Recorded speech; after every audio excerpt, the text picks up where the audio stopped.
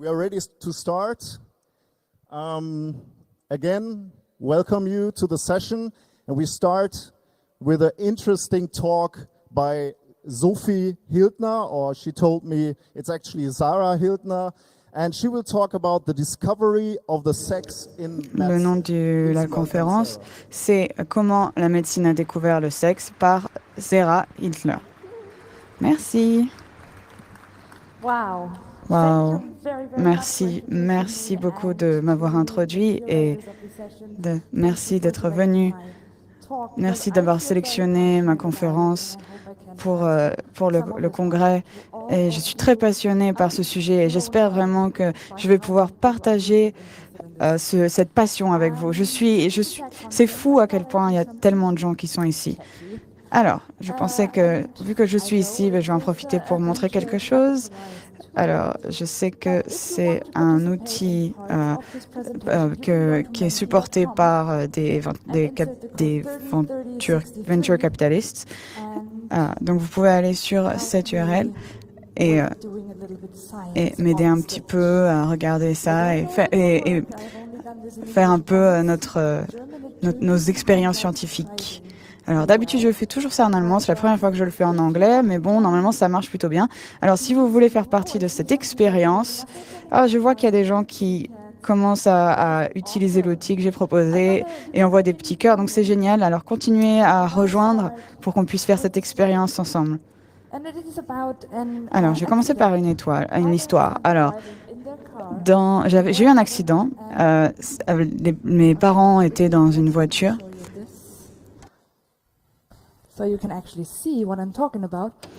Donc, l'histoire que je voulais raconter, c'est pas mon histoire. Donc, c'est un enfant et son père sont en train de conduire et ils ont un accident et il y a un problème à son pénis, à l'enfant.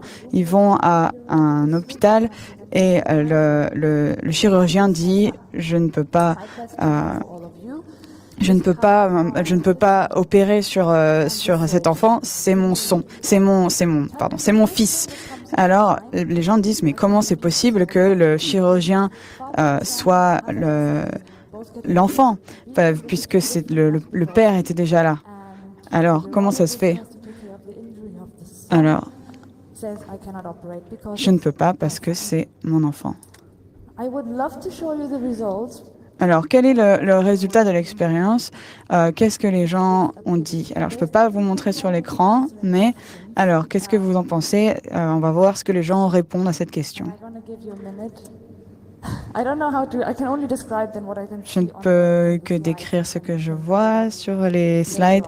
Je vous le dirai plus tard. Mais alors, continuez à donner vos réponses sur l'outil. Alors, ce qu'on voit, c'est la mère. Et donc, c'est bien. Merci de penser que c'est ça. C'est bien la mère qui est chirurgienne. Alors, la plupart du temps, quand je fais ça en allemand, les gens disent « Attendez, mais c'est pas possible. C'est peut-être c'est peut-être des homosexuels, ou c'est peut-être un parent adopté, ou c'est peut-être des parents remariés. » Et ils pensent jamais, en fait, à la mère, parce que en allemand, c'est très souvent... En fait, quand on dit chirurgien, on pense directement à un homme, en fait. Et c'est le mot est utilisé en allemand est toujours le mot pour un homme. Il y a un mot pour les femmes, mais il n'est pas très utilisé. Chirurgien, chirurgienne. Alors, on vit dans un monde qui est genré. Pour faire un petit résumé de ce qu'on va parler aujourd'hui, on va déterminer un peu de ce qu'on va parler. Donc, qu'est-ce qui est le sexe? Quels sont les genres? Parce que les deux sont très importants dans la médecine. On va aussi parler de comment moi, j'essaye de hacker le système médical avec mes recherches, parce que quand les hommes et les femmes ont des différences entre leurs corps, c'est quelque chose qui est très nouveau dans la médecine. Les termes principaux qu'on va utiliser, ça va être sexe, genre et partie génitale et l'identité de genre. Comment est-ce qu'on exprime son genre, qui on est attiré par. Et je vais vous montrer un peu des recherches qui sont intéressantes sur le sujet. Donc d'abord, on va commencer par le sexe.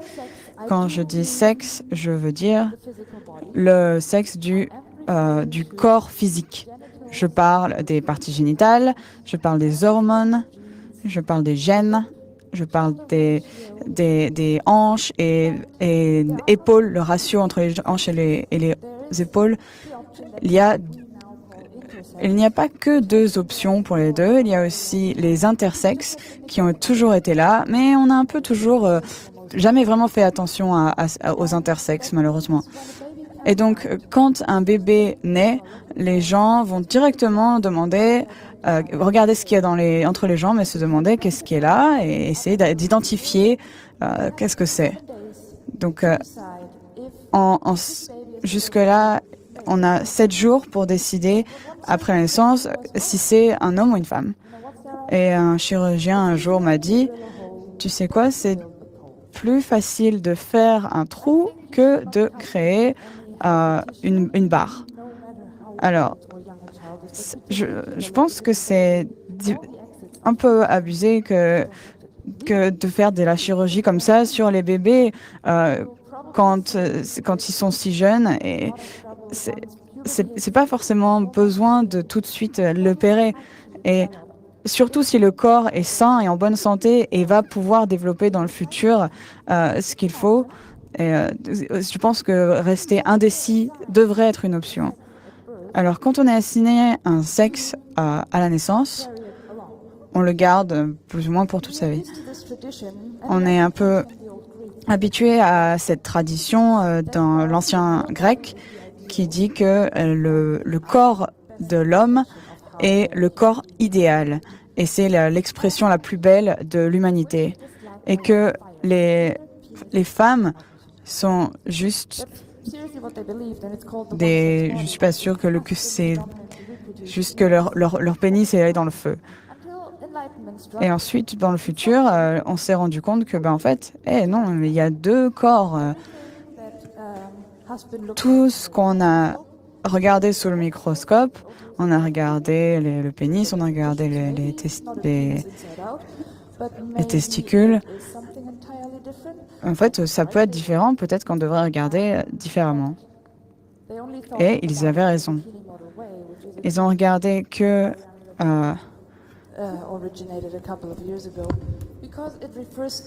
ça réfère au fait que tout ce qui est couvert au bikini, c'est un médecin qui s'en occupe. Ouais, donc les médecins se sont dit que tout ce qui était caché par un bikini, c'était un autre médecin et que les médecins principaux gardaient tout ce qui était les recherches des hommes. Donc petit à petit, on a commencé la médecine des genres et donc petit à petit, c'est devenu un peu plus que juste les féministes énervées qui arrivent et c'est devenu quelque chose qui était que dont les gens pouvaient s'occuper. Et on s'est surtout rendu compte qu'à une époque, on pensait que c'était un combat qui était d'un seul côté, que c'était une discrimination contre les femmes. On s'est rendu compte ensuite que c'était une discrimination aussi contre les hommes. On sous-estimait les risques pour les hommes. Alors, quand on parle de sexe, il y a tout un tas d'aspects. Il va y avoir les phéromones, les hormones. Et tout ça, ça influence la façon dont votre corps réagit à la médecine. La façon que vous avez quelle que soit votre identification, votre sexe est important sur le point de vue médical. Si vous êtes si vous avez été assigné femme à la naissance et ensuite vous identifiez comme un homme ou comme quelqu'un de non-binaire, vous avez quand même des aspects anatomiques qui vont influencer votre réception de la médecine. Par exemple, après une transition de personnes transsexuelles, même 10 ans après, certaines hormones vont parfois rester et d'autres non. Par exemple, 10 ans après une transition, des femmes transsexuelles vont avoir généralement un risque de crise cardiaque réduit grâce à l'augmentation de l'estrogène. Mais on sait aussi maintenant qu'il y a des cas où, même après une transition réussie, certains aspects médicaux restent. Et il y a beaucoup de recherches maintenant sur qu'est-ce qui dépend du sexe et qu'est-ce qui dépend du genre. Par exemple, il y a eu beaucoup de recherches sur est-ce que les gènes ont un impact sur la santé ou est-ce que c'est les hormones. Ici, on peut voir qu'on a un génotype avec 4 composantes chez les souris. Ça a l'air simple, mais c'est assez compliqué. On commence avec une souris mâle et une souris femelle. La souris mâle a des chromosomes XY, SRY. Le mâle a une mutation qui l'empêche de développer des testicules. Donc, il n'aura pas d'appareil génétique masculin. Le gène SRY est ensuite inséré dans cette souris de façon à lui faire développer des organes reproducteurs mâles. On fait ensuite se reproduire cette souris mâle avec une souris femelle. Dans la génération suivante de souris, on a 4 cas possibles. On a une version femelle avec donc forcément un chromosome X, mais il y a 2 versions, un où c'est un XY- et un où c'est XX. XX, c'est une souris femelle habituelle, standard. Il y a tout à fait les composantes génétiques habituelles d'une souris femelle et les hormones d'une souris femelle. La souris XY-, puisqu'elle a la variante moins, va être une souris femelle d'un point de vue extérieur, mais génétiquement est une souris mâle.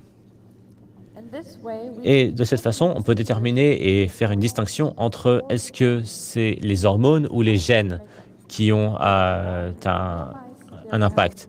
De l'autre côté, chez les mâles, on a aussi une souris XX qui a donc le setup, la composante génétique d'une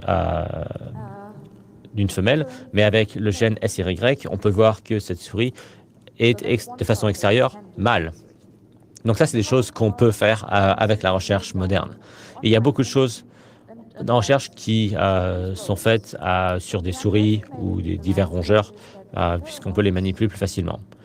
Une des choses qu'on a négligées jusqu'à il y a quelques années, c'est que les phéromones, c'est-à-dire tout ce qui correspond à une odeur générée par les êtres vivants, ça a un impact sur comment est-ce que les humains et aussi les animaux interagissent les uns avec les autres. Par exemple, dans les années 90, McClintock s'est rendu compte que les phéromones des chercheurs femmes, avaient un impact sur non seulement la synchronisation des cycles menstruels, mais aussi sur la perception de la douleur. Ce qui est intéressant ici, c'est que maintenant, quand quelqu'un rentre là-dedans, dans cet environnement avec des stéroïdes manquants, cette personne va réagir aussi différemment. Vous allez aussi réagir différemment à la douleur à cause de la présence de cette personne qui manque ses stéroïdes, à qui il manque ses stéroïdes. Une des choses dont on s'est rendu compte également, très récemment, en 2014, c'est qu'il y a un effet du sexe des chercheurs sur les souris sur lesquelles on fait des expériences. On s'est rendu compte que si on exposait des souris et des rats mâles à des chercheurs mâles, des hommes chercheurs et non pas à des femmes chercheurs, cela allait réduire la perception de la douleur chez les rongeurs. S'ils sont exposés, ces rongeurs, à des chercheurs femmes, les rongeurs vont plus rapidement réagir à la douleur. Par contre, si c'est ce qu'on a pu voir aussi, c'est que si un homme chercheur enlève sa veste et la passe à une chercheuse femme, les résultats seront similaires à si c'était un homme qui opérait, alors que c'est cette femme qui porte une veste d'homme. Cet effet ne dure pas très longtemps, environ 30 minutes, mais je ne connais pas beaucoup de chercheurs qui ont le temps de rester plus d'une demi-heure de toute façon à attendre ça.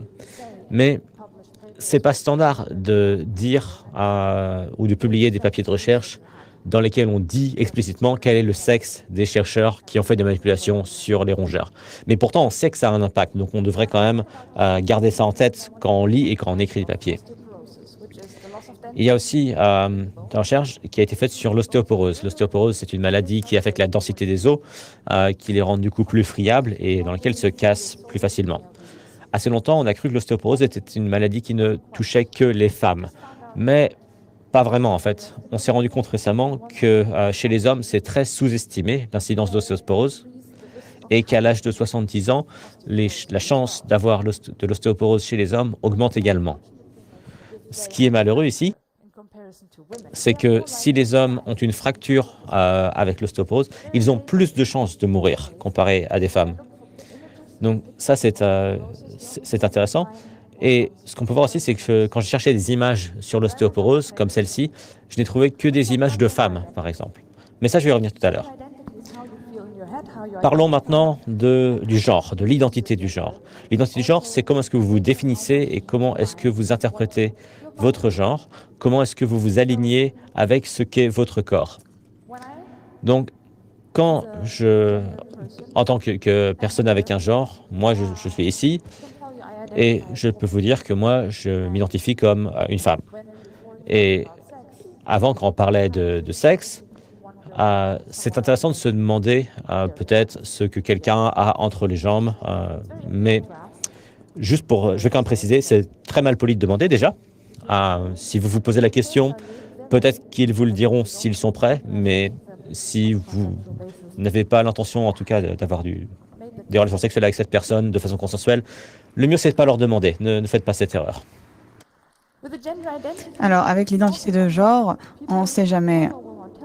Des personnes vont vous dire, des personnes ne vont pas vous dire si ils sont plutôt femmes ou s'ils sont plutôt hommes. Et ils peuvent aussi s'identifier en tant que non-binaires, ce qui veut dire qu'ils ne sont pas l'un des deux. Et ils ne sont juste pas forcément confortables avec le corps qu'ils ont. Si quelqu'un vous dit ça, il faut le respecter. S'ils vous font confiance et qu'ils vous le disent, c'est incroyable et il faut respecter ça, c'est important. Alors, l'identité des genres a beaucoup influencé nos sociétés également, parce que il y a des choses qu'on attend quand on a des idées sur les genres, comme par exemple les femmes doivent avoir une petite voix et être jolies et gentilles.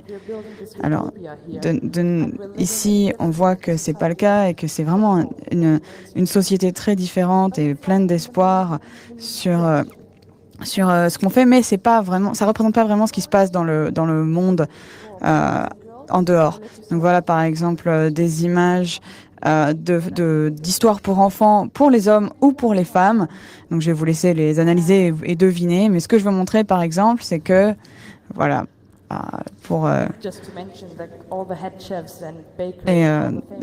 toutes les... Et aussi, c'est important de se dire que la plupart des grands chefs sont des hommes, donc je pense qu'ils ont fait un peu une erreur ici.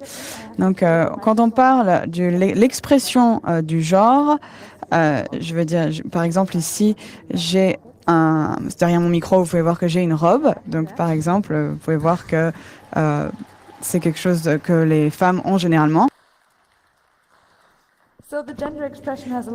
Et l'expression du genre, ça a à voir avec comment est-ce qu'on s'habille, comment est-ce qu'on se présente, comment est-ce qu'on se porte, comment on parle, quel genre de manière on choisit d'avoir. Et ça peut être aussi... Vous pouvez être quelqu'un de très unique ou vous pouvez être complètement stéréotypiquement masculin ou féminin. Tout est OK. On ne devrait pas pointer du doigt les gens qui ne se conforment pas à un stéréotype. Alors, comment est-ce que le genre influence les gens en matière de médecine? Eh bien déjà, il y a quelque chose à propos de comment est-ce qu'on pense, à quel point on pense que les gens sont susceptibles d'avoir une maladie. Par exemple, si on part de problèmes d'érection, si quelqu'un se comporte plus masculinement ou plus fémininement, la perception sera différente. En matière de dépression, par exemple, ça devient récemment, dans ces dernières années, on a commencé à parler de dépression chez les hommes. Mais jusque-là, les hommes parlent très différemment de leurs symptômes. Ils ont un ressenti de leur corps différent. Et tout comme les femmes souvent ne pensent pas qu'elles peuvent avoir une crise cardiaque, il y a une certaine façon d'une certaine façon, ce que vous vous attendez à avoir comme maladie influence ce que vous pensez avoir. Et pour la dépression, c'est important puisque c'est quelque chose qu'il faut analyser aussi pour soi-même en partie. Le genre influence aussi notre façon d'interagir avec les docteurs. La façon de discuter avec les docteurs peut être très différente. Par exemple, en premier, si vous êtes une femme et que vous voulez avoir des piles contraceptives, vous devez aller voir un gynécologiste et vous devez aller voir ce gynécologiste régulièrement au fil de votre vie. Si vous êtes un homme ou si vous êtes un jeune homme ou un enfant, un garçon, si vous allez voir un médecin et que vous êtes malade, on va vous dire « Ah, c'est une grippe, très malade, mais vous êtes sorti ». Et ensuite, vous retournez voir le médecin peut-être à un âge de 35 ans pour des questions de prostate. Entre les deux, vous avez beaucoup moins vu le médecin comparé à une femme qui a vu un médecin tous les ans probablement chez un gynécologiste. Donc, ça influence aussi comment est-ce que les médecins s'attendent à voir certains genres et certains comportements. Si vous allez voir un neurologue et que vous avez des problèmes d'érection, qui viennent peut-être d'une question de pression au travail, par exemple, parce qu'avoir la pression d'être la personne qui rapporte l'argent à la maison, ça fait une forte pression, ou vous avez peut-être simplement de la pression d'être triste et que peut-être que votre vie est triste et que vous voulez juste en parler. Mais je ne pense pas qu'un neurologue sera la première personne qui va suggérer ça. Alors, certains le feront, il y a des très bons urologues, mais en général, les urologues s'intéressent à des questions différentes de ça. Et ça m'amène à des questions de normes et de stéréotypes. Si on dit tous les hommes sont comme ça ou toutes les femmes sont comme ça c'est un stéréotype. Mais une norme, c'est quelque chose qui est puni par la société quand on diverge de cette norme. Donc, si par exemple vous êtes un homme et que vous vous mettez à pleurer au milieu du public, au milieu d'une foule, les gens vont réagir d'une certaine façon. Et en général, ça va probablement être une réaction déplaisante. Même si vous êtes une femme, ça risque d'être une réaction déplaisante de pleurer en public. Mais quand vous êtes un homme, c'est beaucoup plus dur. C'est dur. Et ça, c'est quelque chose qu'on sous-estime beaucoup en termes d'effets, puisque tout le monde juge. C'est comme ça qu'on catégorise les choses dans notre monde. On essaye de ne pas le faire, j'essaye de ne pas le faire, mais c'est difficile. Et j'ai parlé avant de dépression. Et la dépression est plus courante sous forme d'anxiété chez les femmes. Chez les hommes, par contre, ce qu'on verra plus souvent, c'est que les hommes vont plus souvent abuser de drogue ou de substances. Malheureusement, les hommes ont aussi un taux de succès dans les tentatives de suicide beaucoup plus élevé. Donc, quand vous parlez à quelqu'un qui vous dit que cette personne ne se sent pas bien, merci, c'est très important d'en parler, c'est un vrai problème. Et il faut qu'on parle de comment est-ce qu'on évalue la dépression chez les gens. Toutes les échelles de mesure qu'on a sont plus ou moins liées à l'idée que les gens sont tristes ou qu'ils dorment mal. Mais si vous ne connaissez pas votre corps si bien que ça, ou que si vous ne savez pas comment en parler, ou si vous ne savez pas comment vous adresser à un docteur, peut-être que vous avez simplement raté des indices. Peut-être que le docteur n'a pas l'habitude aussi de voir une version masculine de la dépression, puisque ça peut être une question de responsabilité. Peut-être que vous devez laisser votre enfant à la maison pour aller travailler et vous détestez ça, parce que si vous restez à la maison, vous risquez de perdre votre emploi. Et ça, c'est aussi quelque chose qui est lié aux normes de genre. Si vous êtes un homme et que vous prenez des petites pilules bleues pour des troubles des érections, vous vous conformez aussi, de certaine façon, à une norme de genre. Il faut voir aussi que des pilules comme celle-ci souvent s'intéressent aux symptômes et pas aux causes de ces maladies. Je pense que j'ai été claire sur le fait que le genre et le sexe sont différents. Et donc maintenant, donc on va parler maintenant d'un exemple d'attaque cardiaque. Donc je veux parler de l'attraction au genre quand on est attiré par quelqu'un. Par exemple, si tu es une femme lesbienne et que tu n'es jamais allé chez un gynécologiste, tu n'es pas vraiment dans le système sur les cancers de ces gens-là parce que il n'y a jamais vraiment de recherche sur le sujet. Pareil pour l'autre côté, si les hommes sont gays, alors ils n'ont pas le droit de donner du sang. C'est plus le cas, mais ça l'était. Et il y a d'autres lois dans lesquelles on ne doit pas faire de sexe gay pendant 1 an avant de pouvoir le faire. Donc ça n'aide pas beaucoup. Donc, je vais pouvoir maintenant passer bientôt à la deuxième partie de cette présentation. Mais avant ça, comme je suis aussi une physiothérapeute, on va faire un petit exercice. Alors, levez-vous, enfin, ne vous levez pas, mais redressez-vous, penchez-vous un petit peu en avant peut-être. Voilà, bien droit sur les chaises. Bien droit comme ça. Prenez un grand souffle à l'intérieur. Aspirez. Tenez-le 1 seconde et ensuite expirez. Une nouvelle fois. Tenez 1 seconde et tous les hommes, vous expirez. Toutes les femmes, vous retenez l'inspiration encore. Les personnes qui sont non-binaires, vous pouvez continuer à respirer puisque vous n'êtes pas de toute façon dans les livres de médecine, donc vous ne comptez pas vraiment. Désolé, j'ai essayé. Mais... Toutes les femmes, vous retenez quand même votre souffle toujours, hein? Ok, allez, 15 secondes, c'est pas mal. Vous pouvez respirer. Ce que je veux dire par là, c'est si vous, en tant que femme, vous aviez une crise cardiaque, ça vous prendrait environ 15 minutes de plus pour atteindre un bloc opératoire qu'un homme. Alors, avant, c'était 90 minutes, hein, donc il y a quand même un beau progrès. Mais dans une attaque cardiaque, qui est une des choses les plus recherchées médicalement, vous en avez peut-être beaucoup entendu parler ou peut-être pas, mais c'est des données qui ont quand même 30 ans, donc c'est quelque chose d'assez réparti. Et j'ai regardé beaucoup de manuels médicaux et je n'ai pas trouvé tant de données que ça.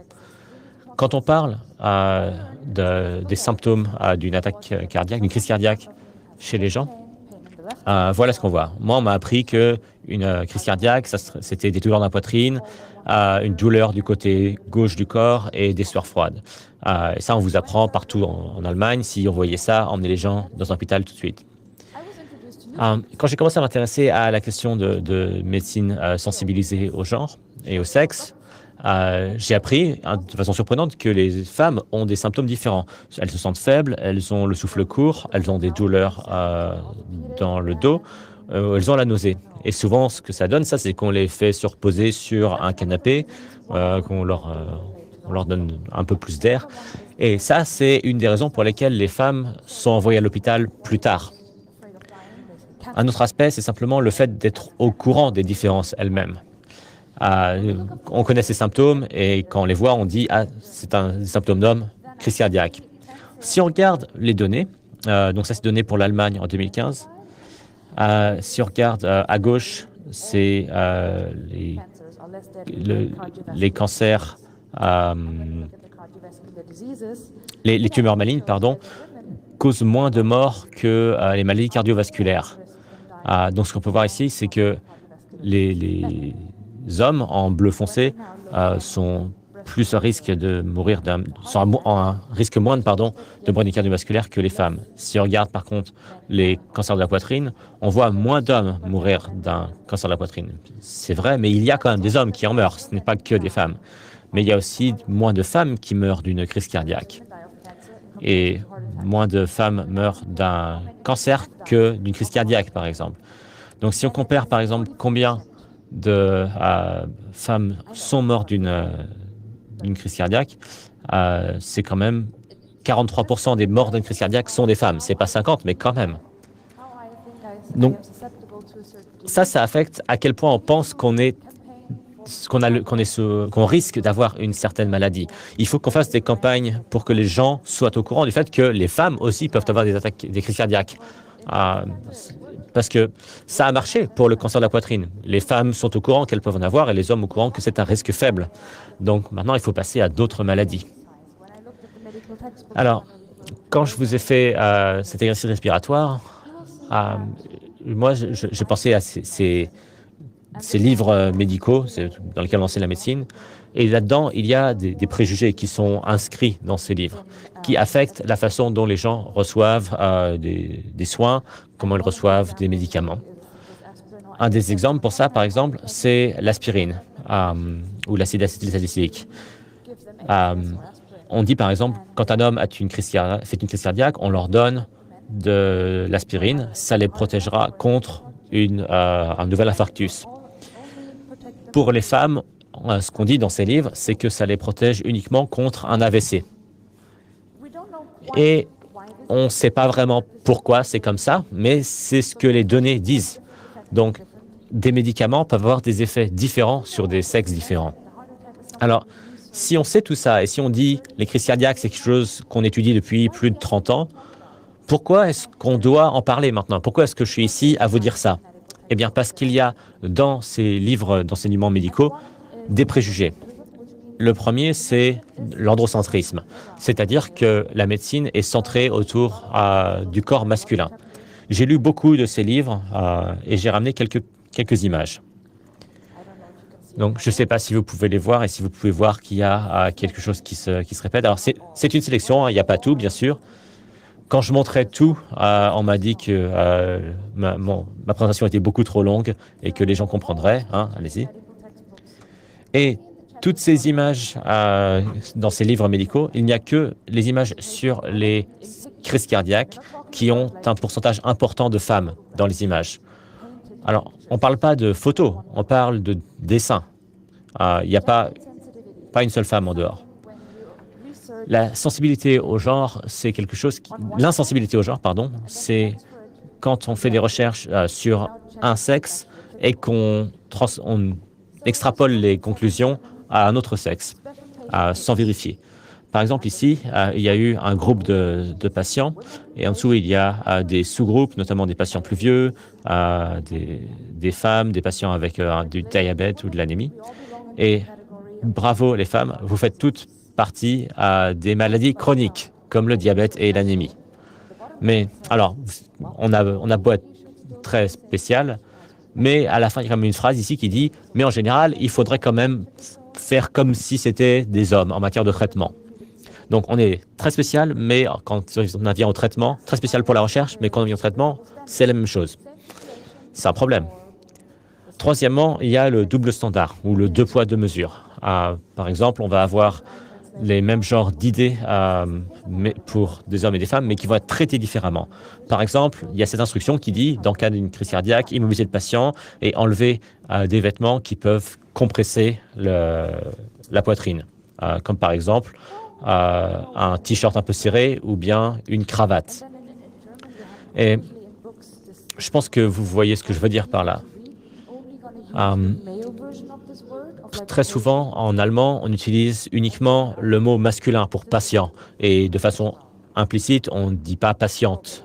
Implicitement, les femmes deviennent des hommes dedans. Et ça, c'est quelque chose qu'on ignore généralement. Alors, il y a un des bouquins que j'ai lu qui était très honnête, qui disait, pour les femmes, on n'a pas assez de données pour faire des recommandations générales. Donc, bravo pour les étudiants en médecine, vous avez qu'à vous débrouiller. Hein. Donc, j'ai parlé des différences entre les sexes, différences intersexes, mais il y a aussi des différences au sein même d'un sexe. Les différences intersexes, les différences intrasexes doivent être prises en compte, les deux. Donc, voici une image que j'ai faite ici.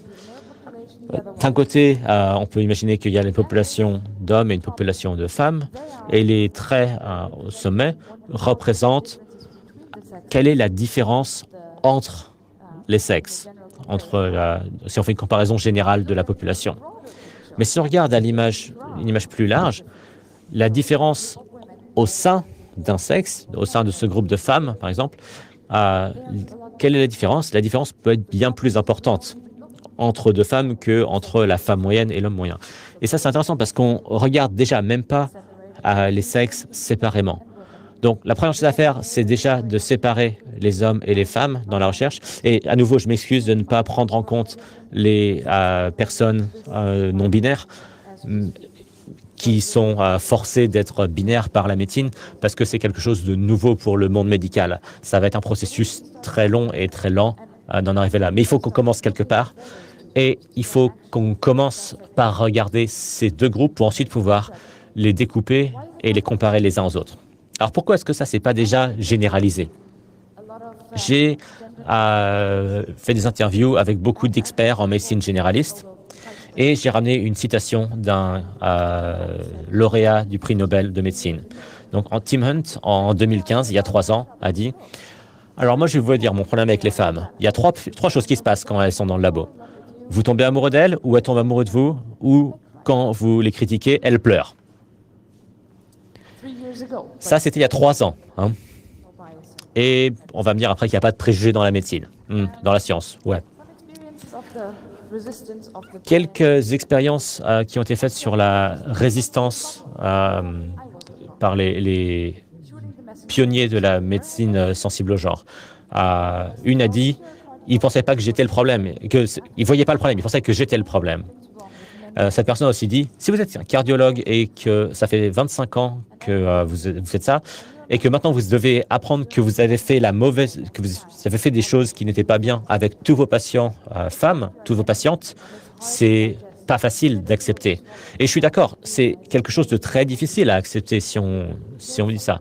De vous dire que vous avez peut-être overdosé quelqu'un, vous avez peut-être même tué des patientes à cause de ce manque d'information. Donc, on sait que cette résistance est là, mais il faut y faire face. Il faut en être conscient et il faut avancer. Il faut qu'on continue à changer le système, sinon on n'avancera jamais. Et ce que quelqu'un d'autre a dit, c'est qu'il y a aussi de la résistance parce que parfois l'idée du genre va être associée avec une idéologie du féminisme. Alors, moi je dis, oui, bien sûr, je suis féministe, je suis vraiment féministe, mais ce que je fais ici, c'est basé sur une théorie et pas sur une idéologie du féminisme. Et je vais mettre en pratique des propositions qui sont efficaces pour l'éducation et pour le travail au quotidien, la pratique au quotidien de la médecine. Ça, c'est important parce que dans l'environnement de recherche de la médecine, l'idée du genre, c'est quelque chose qui est un peu rejeté. C'est quelque chose où on dit « Ah non, ça c'est pour les sciences sociales, c'est pas une question de médecine. » Alors j'ai essayé. Moi, j'ai essayé de ramener ensemble les sciences sociales et la médecine, mais c'est pas facile parce que c'est des cultures différentes dans ces domaines de recherche. On en arrive maintenant à un nouveau type de problème que j'ai rencontré récemment dans ma recherche, les algorithmes. On entre maintenant dans une nouvelle décade, une nouvelle décennie de diagnostic assisté par ordinateur. Et si on veut aider les docteurs à prendre les bonnes décisions, il faut leur donner des données. Tous les livres que je vous ai donnés, c'est des livres qui ont été publiés de 2008 à 2012. C'est des éditions très récentes de ces livres et ils sont disponibles dans à peu près un tiers des bibliothèques médicales en Allemagne, au moins un tiers. Il y en a un qui était qui n'était dans aucune de ces librairies. Pardon, au maximum un tiers. Et c'est pas parce qu'on remplace ça par des ordinateurs qu'on va enlever ces préjugés. Je sais qu'il y a beaucoup de recherches sur les préjugés dans l'intelligence artificielle, mais je voudrais vous inviter ici aussi à une autre conférence qui va avoir lieu à la Radboud University in Nijmegen sur les préjugés en IA et en neurosciences. C'est une conférence interdisciplinaire. Donc, si vous savez des choses là-dessus, si vous avez des contributions à faire, rejoignez-nous, venez, ce sera très intéressant. Et je voudrais aussi vous donner l'opportunité, une chance de retourner sur le site Menti et de donner des idées que vous avez. Je vais essayer de lire les suggestions, les idées que vous avez partagées là-bas. OK. Alors, je voudrais bien pouvoir vous montrer, mais je ne peux pas, je ne sais pas pourquoi ça ne marche pas. Mais la première suggestion était, il faut supprimer l'intelligence artificielle. J'aime bien cette idée. Mais bon, j'espère que vous avez appris des choses ici. Merci beaucoup d'avoir écouté cette présentation. Merci beaucoup d'avoir participé. N'hésitez pas à me contacter sur Twitter ou par email. Mon adresse est disponible ici. Si vous avez des questions, des idées sur des façons, ou si vous avez des questions qu'on ne pourra pas résoudre dans les questions qui vont commencer maintenant.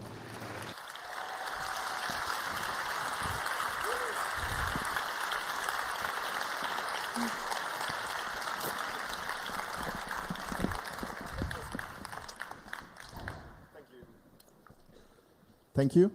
Thank you, Sarah, for a wonderful talk. Merci pour la conférence. Donc, on est ouvert pour les questions. Est-ce qu'on a des questions? Je ne vois pas de questions. Si vous écoutez cette traduction et que vous êtes sur Internet, vous pouvez poser vos questions sur irc.actins.org. Première question, un micro. Bonjour. J'ai une question très rapide.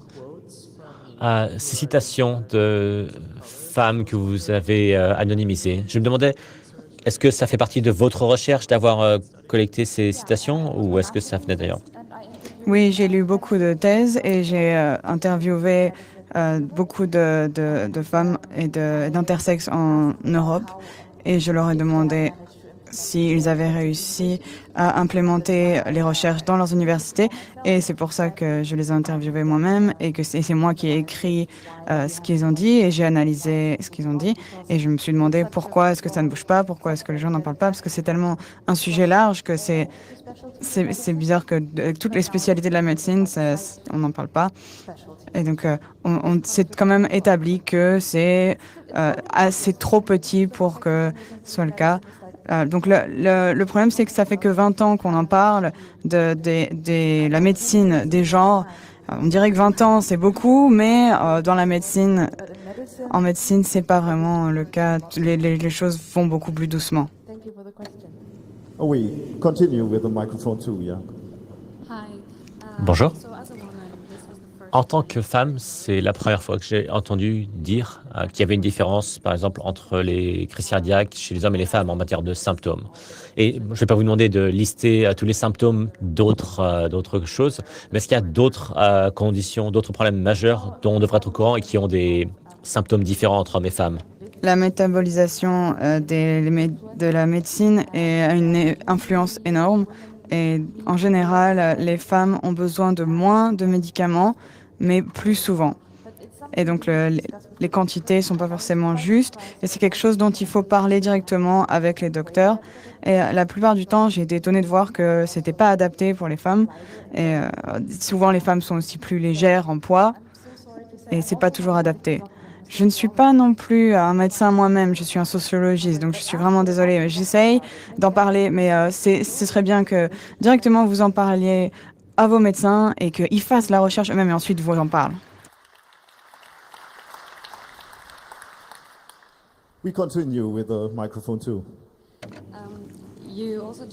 Vous avez également parlé des personnes intersexes. Est-ce que vous avez trouvé des recherches sur comment est-ce que les personnes intersexes sont exposées à des problèmes médicaux et comment se régler ces problèmes médicaux, ou comment est-ce que l'aspect masculin et féminin peuvent être connectés à ça? Personnellement, non. Je pense que les recherches à l'heure actuelle sont très marginales et il y a beaucoup de docteurs et d'experts qui font beaucoup qui n'utilisent pas les bons pronoms, qui ne font pas attention au genre. Et je suis vraiment désolée, mais les transgenres et les transidentités et les intersexes ont encore un long chemin à faire, malheureusement. C'est triste, mais c'est comme ça. On doit le faire nous-mêmes parce que sinon, personne ne va le faire pour l'instant. Je suis vraiment désolée d'avoir à dire ça. Okay, I see a question at microphone 4. Or are you guys just standing there? No question? No, I have a question. Okay, thank you. J'ai une question. Merci pour cette présentation. Je suis docteur et je suis très intéressé à avoir votre opinion sur les développements à propos desquels nous sommes tous ici. Par exemple, la transformation digitale du monde médical. Et est-ce que vous avez une impression en tant que sociologiste est-ce que ça s'améliore ou est-ce que c'est juste que les vieux hommes blancs docteurs sont remplacés par des jeunes hommes blancs docteurs et que tous ces préjugés, tous ces biais sont conservés? La deuxième partie, oui, c'est sûr.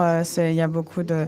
La recherche est encore en cours, donc c'est pas encore inséré dans la médecine. Mais je ne pense pas que les jeunes hommes blancs remplacent les vieux hommes blancs. Je pense qu'il y a aussi des jeunes femmes qui remplacent les vieux hommes. Je parle de la médecine. Je pense qu'en tant que sociologiste, c'est très hiérarchique et c'est très, très traditionnel à la culture de la médecine. Donc, ça bouge très, très doucement. Et ces relations entre les gens sont remplacées très, très doucement. Je ne suis pas sûre que ça va bénéficier ma recherche, malheureusement, mais bon, c'est quelque chose que je dois vivre avec. Mais je dois quand même continuer à la faire pour vous et pour vos enfants. Je dois continuer cette recherche. Okay, microphone one, please. Hello, thank you for your talk. Bonjour, merci pour cette présentation. Est-ce qu'on peut avoir de l'espoir quand on voit que, par exemple, 60% des étudiants en médecine sont des femmes de nos jours? Alors oui, ça peut amener un changement, mais ce sera un changement qui sera lent et progressif. Je dois dire quand même que j'ai bon espoir que la nouvelle génération plus jeune, fera des choses mieux. Régulièrement, systématiquement, toutes les nouvelles générations apportent des gens qui sont plus énergétiques, qui ont plus d'espoir. La nouvelle génération est plus au courant des problématiques d'homosexualité, des problématiques de personnes de diverses races. Et ça va apporter un vrai vent de changement. Parce que on ne peut pas juste se baser sur la culture populaire. Donc, ce n'est pas juste un espoir du fait qu'il y ait plus de femmes qui rentrent dans la recherche, mais c'est le fait qu'en général, nous, en tant que société, on devient plus ouvert et plus au courant de ces problèmes. Hi, thank you very much. It was very interesting. My question is Merci beaucoup pour cette présentation, très intéressant. Ma question est, est-ce qu'on pourrait voir l'intelligence artificielle comme une chance plutôt qu'une menace? Personnellement, je travaille dans un domaine proche de l'informatique médicale et je sais qu'on reçoit beaucoup de données sur les patients et ces données sont toujours annotées par des informations sur le sexe des patients, par exemple. Donc, est-ce que ça pourrait apprendre le système à ne pas répéter ces préjugés? Je suis tout à fait d'accord et je pense que l'intelligence artificielle peut vraiment aider. Et je pense qu'analyser les données, c'est très important. Mais je pense qu'il faut quand même qu'on continue à considérer le préjugé de genre. Et je pense que ma recherche essaye de faire des opérations sur les genres et faire en sorte que ce soit des variables dans l'équation et pour voir si ça peut avoir une influence. Number 4, please. OK, numéro 4, s'il vous plaît. Merci pour cette présentation. Il y avait d'excellents exemples dans votre présentation. Et il y a une chose que je ne suis pas sûr d'avoir compris. C'était... Sorry, I didn't understand that. Désolé, je n'ai pas compris la question. L'exemple de la synchronisation des cycles menstruels. Je suis à peu près sûr que maintenant la science médicale ne considère plus la synchronisation des cycles menstruels via les phéromones comme quelque chose de réel. Eh bien, j'étais pas au courant, mais je vais m'y intéresser.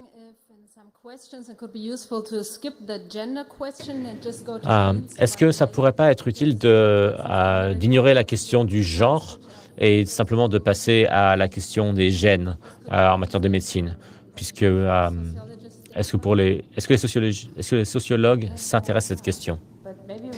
Je n'en ai pas vraiment entendu parler, mais si vous avez du temps, ça m'intéresserait beaucoup d'en parler.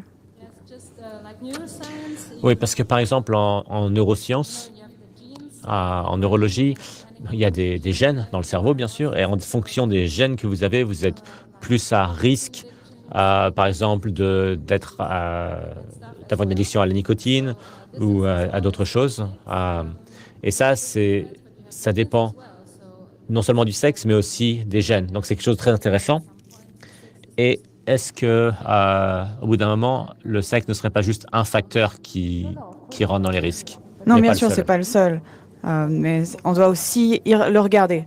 Parce que pour l'instant, ce n'est pas intégré dans le système du tout et dans les recherches. Des fois,